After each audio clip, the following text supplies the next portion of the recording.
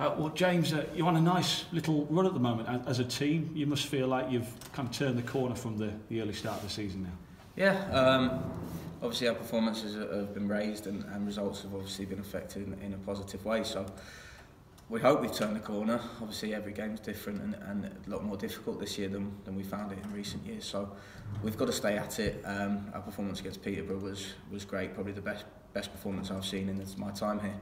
So if we can play anything like that again, then we'll definitely turn the corner and we'll be looking to push forward.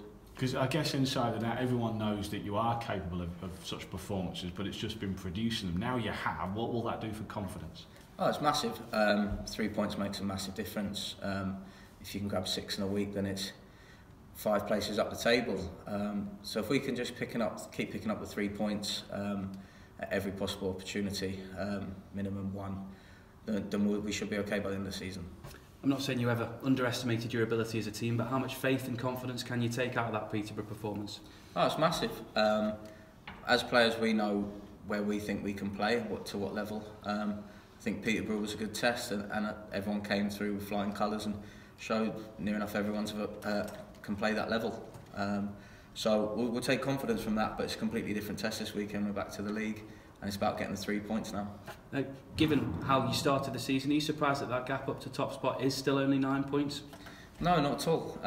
We know, obviously in recent years, that it's always been somebody running away with it, but when it was this tight and there's so many teams from top to bottom within a certain amount of points, we know it's going to be chopping and changing. Everyone's got to play each other.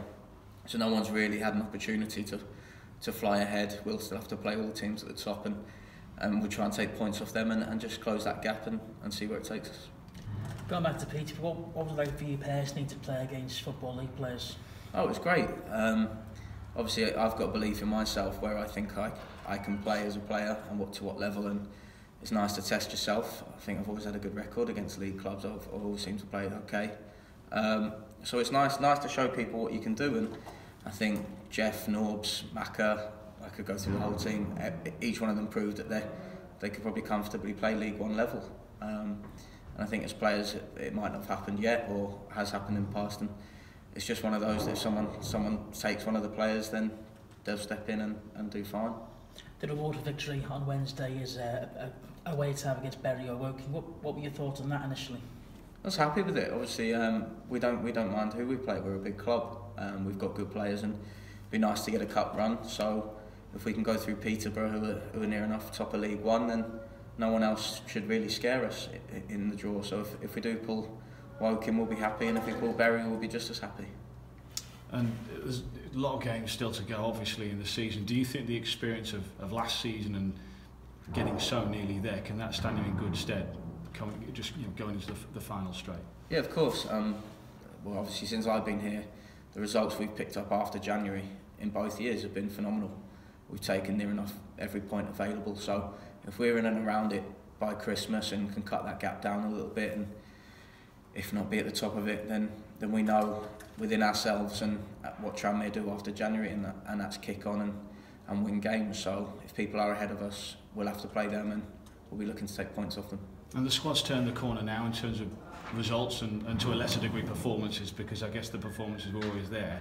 But a lot of people were talking about goals, and as a striker, did you feel pressure on you, or is it a sort of a team game?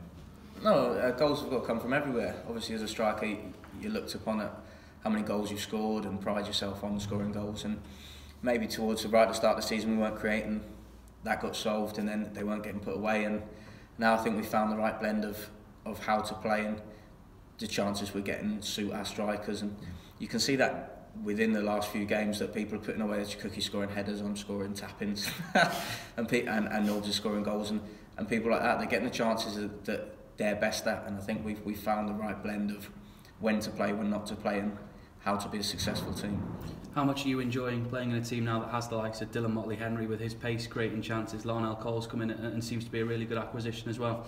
Yeah, Dylan can get us up the pitch, he can get the ball in the box, and that's great for Cookie. And Coley's a bit more sort of sharper, quick-footed, and he's got a great eye for a pass, so that suits me down to a T. But we've got people like Jeff who can see the ball against whoever it was in the cup that we played. Halifax? I can't remember, it was on telly. I can't remember, but you saw his ball from deep, and Norbs can play balls from deep, thread through passes, which he did against Halifax. So and Jay Harris as well. We got players that can play balls from anywhere on the pitch and be able to put us in on goal. So it's a great asset to have. And Cookie can win headers. Jerry can come in and play feet and win headers. It's great. There's opportunities for people to get in all the time.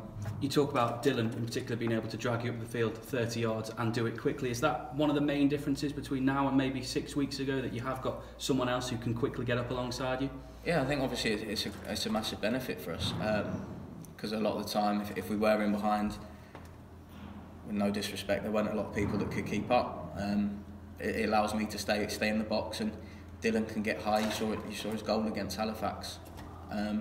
He just intercepted the ball and ran 50 yards and put it in the net, and it's great for us, especially as strikers. We know we can stay within the width of the box, and somebody's going to get down that line, and we can just leave it in the space for him, and he'll get a ball in.